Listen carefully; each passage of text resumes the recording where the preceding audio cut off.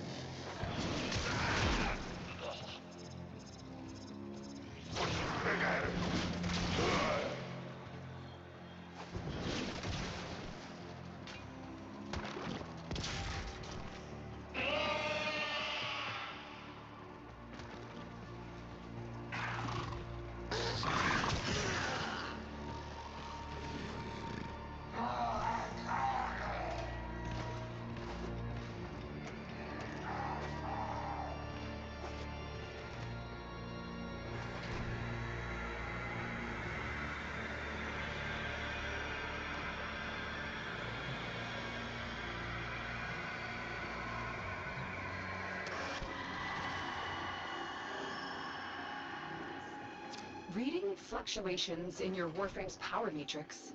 The sooner you get that Defixio to extraction, the better.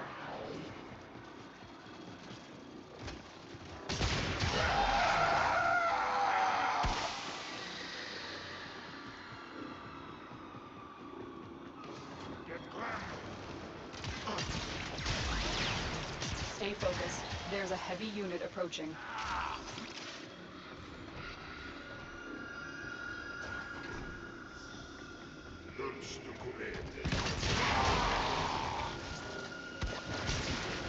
Attack us, and we'll counter.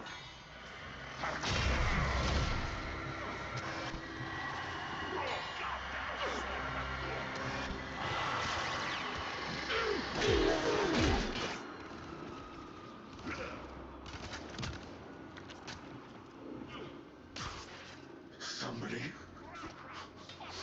Anybody.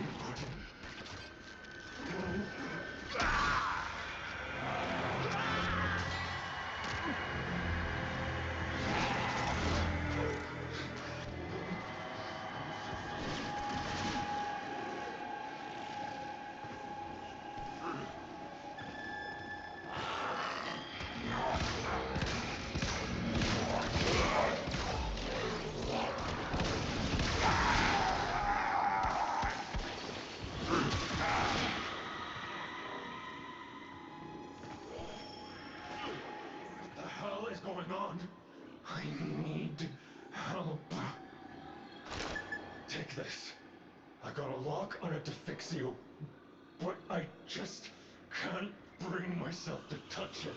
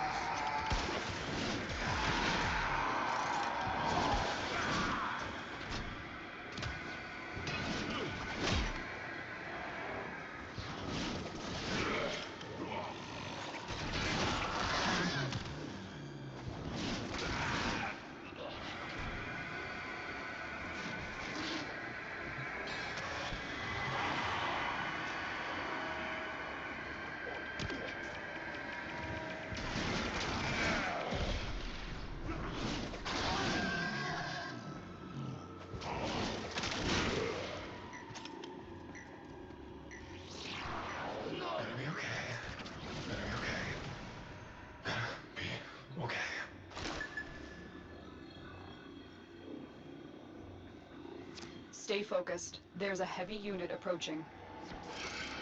This mission was doomed from the start. Take my telemetry. I'm getting out of here.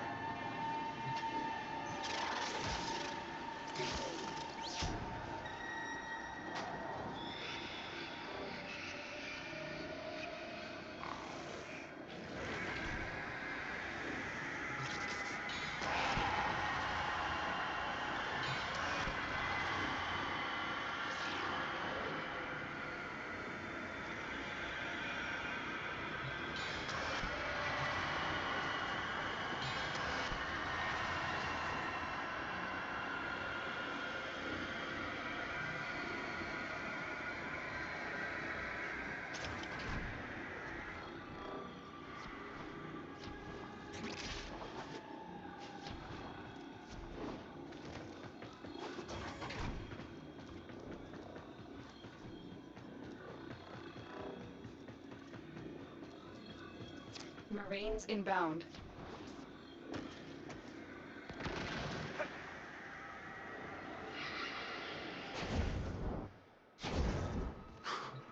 Somebody. Anybody. Help. I'll mark your map, but please get out of here while you still can.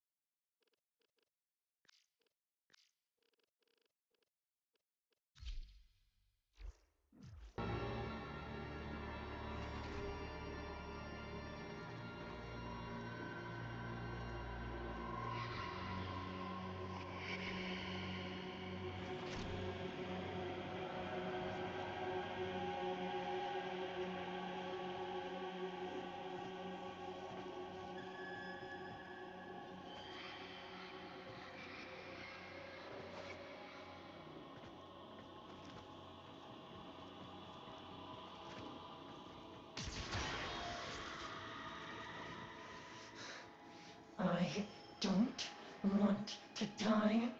I don't.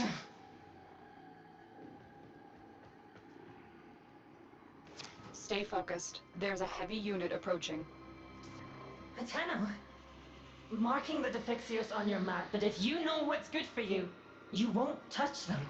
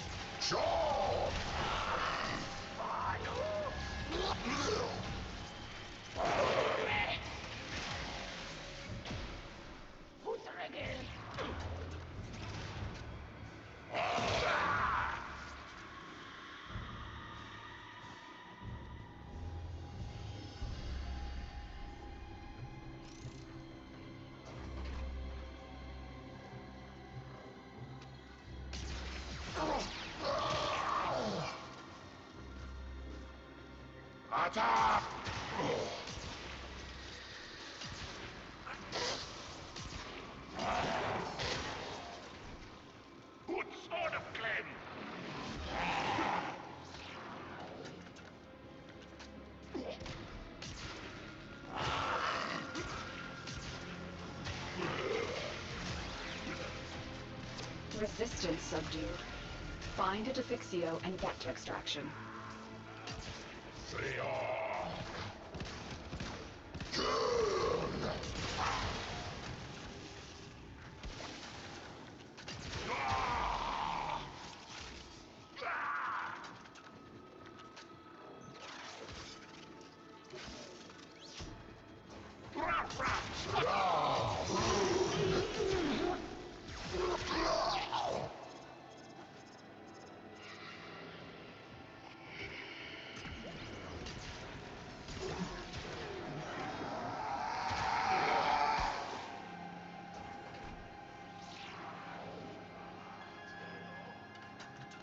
This mission was doomed from the start. Take my telemetry. I'm getting out of here.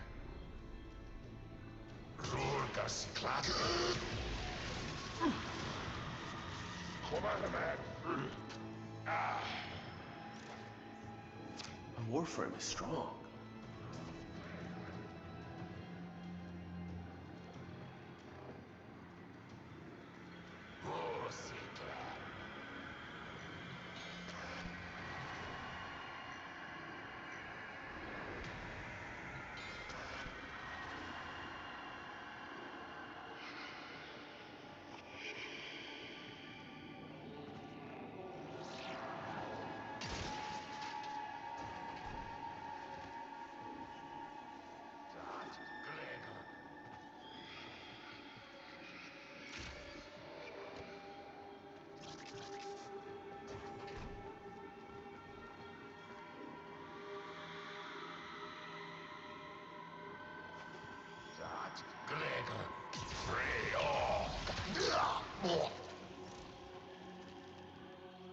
The Defixios are on their way to our trusted allies. Thank you, Tenno.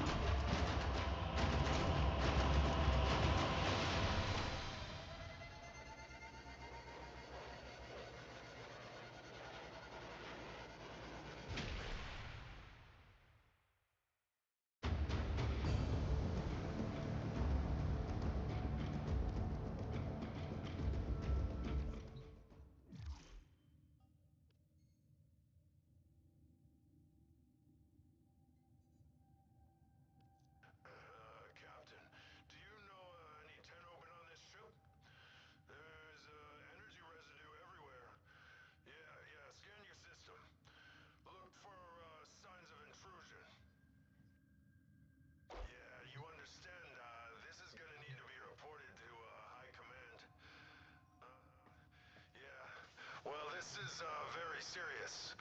Will wants to know.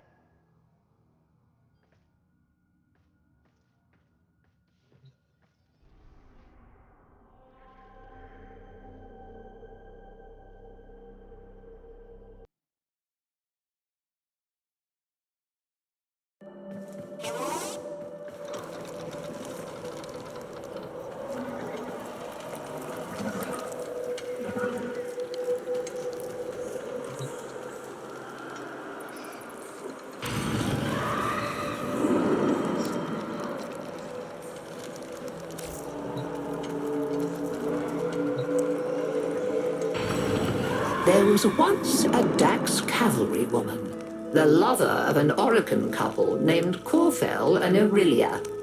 What was her name? We do not know, but they never used it.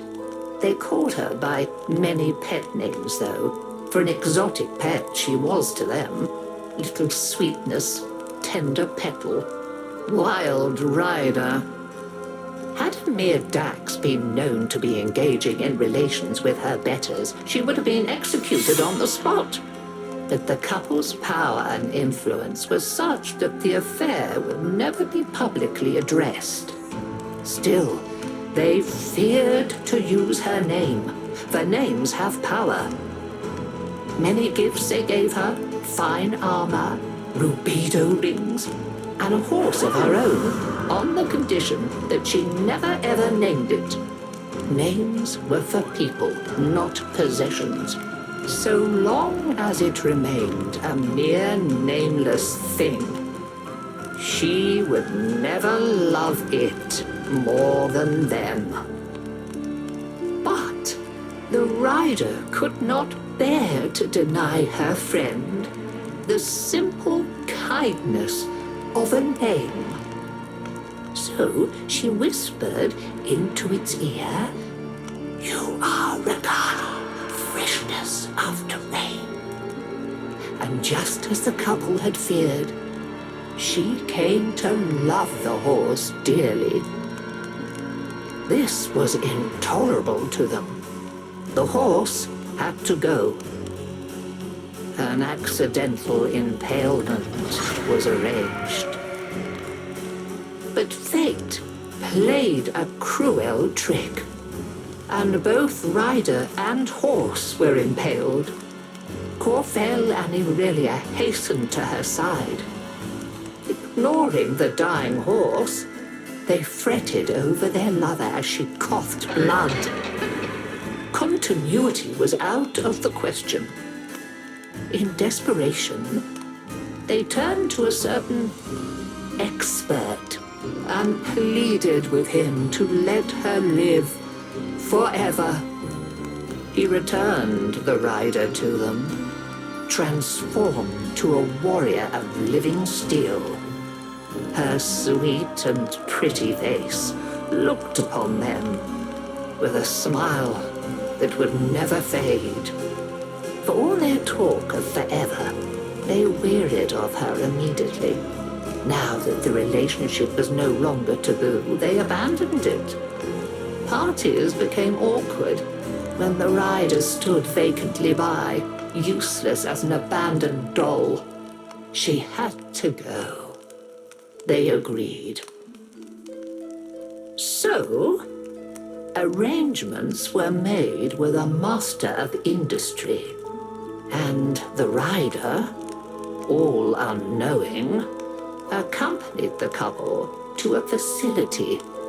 She lay down obediently when instructed, showed no emotion when the restraints clamped her limbs, and made not a sound when the full force of the dissolution beam blazed through her head and out of the back of her steel skull. The couple were satisfied. Their sentimental mistake was dead, and furthermore, the smiling doll's face was erased. Now they could erase it from their memory. I doubt I need to tell you what faceless thing clambered jerkily from the facility's waste disposal heap in the still of an avaricious night. How she sought for her Dax Nakana and found only the overseer's whip-blade. Confused, vacant, she wandered. Why was she alone? Where was her loyal Rakali? She raged deep into despair and memory, and summoned up a ghost horse to run alongside her on the night winds. Now, at least, she was no longer alone. She groped for other memories, came up with hands overflowing with betrayal. When the morning sun rose on Corfel and Aurelia, they were faceless too, and quite still. After that, she wandered without purpose, and the legend of the Hollow Rider grew. And so we come to my part in her story. You must understand, dear, that it is terribly bad luck to be out on Nabarus with no gift to give a reveler. And yet, that was my plight as I stood, my old bones aching, before the dreadful figure on the road many years ago. I have no face, the figure before me seemed to say, in a whispering voice that spoke in my mind. I have no name, only a need, and you come before me, empty-handed, this Nabarus night. I do have one thing to give, if it please you, I said to her. My name. When you ride away, you shall be Dagoth, and I shall be only grandmother. And that is the story of how I lost my name and kept my head. Though many others have since lost theirs. For with her name came a new purpose. Dagoth, you see, means the mirror that accuses. They say that none can now look into the gulf where once her face was, without their own sins rising to accuse them, and a swift, sharp sentence following. A happy Nabarus to you all.